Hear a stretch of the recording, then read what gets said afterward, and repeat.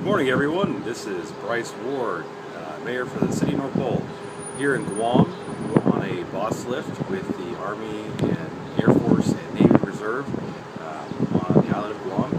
And it is about 6:30 in the morning here, which means that it's 6:30 in the morning on Thursday, which means back at home in North Pole, it is about, let's see here, 11:30 in the morning on Tuesday. So we're actually a day ahead of time, or 17 hours, but definitely throws you for a bit of a spin when you come down here.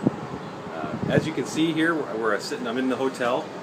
We've got beautiful Guam beach out in front of us, and you can see the reef out there, and as it breaks the waves coming in, it's pretty amazing. This is what they call the hotel strip, and so you can see all the hotels there, and you can see some construction going on in the background.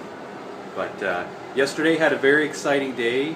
We got to tour the Army Guard and Reserve facilities, do some simulator training on a Humvee rollover machine.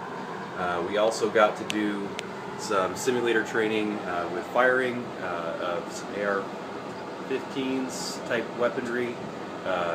I had one of the best scores, so everyone thought that was pretty neat. We also got to tour yesterday the National Parks War in the Pacific Museum, which is located on the southern tip of the island. We're right about Central Island right now, and some really phenomenal monuments we got to go to. We had a great Park Ranger Dan Brown, who gave us a lot of history on the island. Really, I didn't have any idea of the history behind World War II in Guam. It was a key pivotal point for forces to be stationed at, and for as kind of a launching pad, if you will, for war in the Pacific. Guam was under Japanese control for approximately 4 years, between 1941 and 1944, and it was not all brutal years, as they told us, but towards the end it got very brutal for the native folks here on Guam. It was really interesting to be able to walk through some of the areas where the fighting happened, and we actually got to listen to they have these amphibious track machines which came in on the reef. You can see the the ocean transports would come in and land about right here, and then the amphibious tracks would bring the guys into the beach, where they would then go on further up inland to fight. And very brutal fighting. Very hard to take an island like this.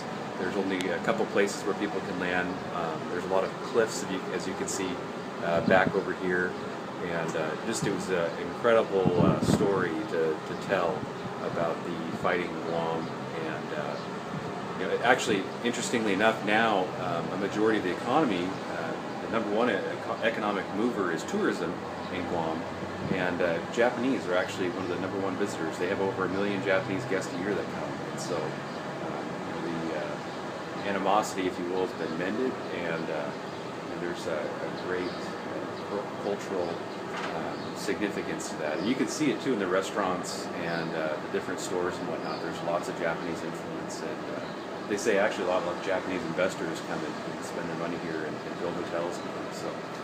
Today's another exciting day. We are going to tour Air Force facilities, and I'm hearing there's another simulator there for the Air Force, so I'm looking forward to that, and wish you all the best, and we'll see you when I get home.